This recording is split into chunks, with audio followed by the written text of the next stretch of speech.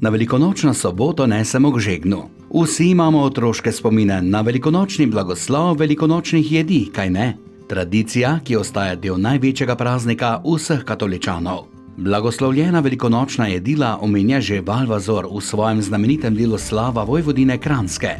Rdeče obarvana jajčka, šunka, hren, potica, doma pečen kruh in kakšna suha klobasa vmes.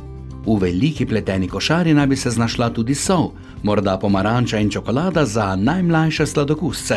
Še kakšen spomladanski cvet tam vedno najde svoj prostor. Velikonočna jedila imajo slikovito razlago. Hren predstavlja žeblje, s katerimi so Jezusa pribili na križ. Šunka je simbol velikonočnega jagnjeta Izraelcev, pomeni pa Kristusa, ki ga je Janez Krstnik napovedal kot jagnje. Pirhi, posebno rdeči, spominjajo na Kristusove rane, obenem pa so podoba njegove zmage nad smrtjo. Kruh ali kakšna druga hrana iz testa pa nas spominja na Jezusove besede o pšeničnem zrnu, ki mora umreti, da obrodi sad. Te misli izražajo besedila blagoslova posameznih jedi.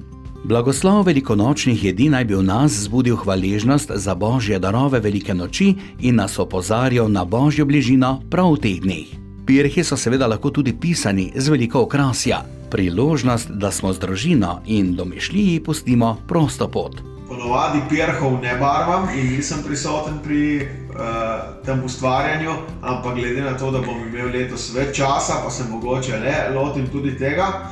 No, pri nas doma pa velikokrat pirhe pobarvamo kar v teranu, tako da je ta prava teranova kraška barva. Pravi Blaž Gec iz skupine Zvita Feltna, ki pa na to z veseljem pomaga pri pripravi košare. Nekoliko drugače je pri Jasmini Šmarčan. Barvanja pirhov se loti kar njen samo. Menda je likovno ustvarjanje še eden izmed njegovih velikih talentov. Če morda niste vedeli, je Jasmina vegetarijanka in bo njena košara za žegen nekoliko drugačna. Moj žegen je malo poseben, se pravi, jaz prav v moji košari ni nič mesa, dodam pa kak sir, se pravi seveda jajčka, hren, potička, pa sveže spečem kruh vedno in ga dam blagosloviti in potem pač, da tudi jaz na velikonočno jutro lahko pojem moj zajtrk brez mesa. Tako da vsem želim zelo lepe praznike, ki prihajajo. Če boste tudi vi nesli k žegnu, ne pozabite, da se na veliko soboto zjutraj blagoslovi tudi ogenj, ki ga nato fantje ali tudi odrasli s posušenimi drevesnimi gobami ponesejo po vseh domovih.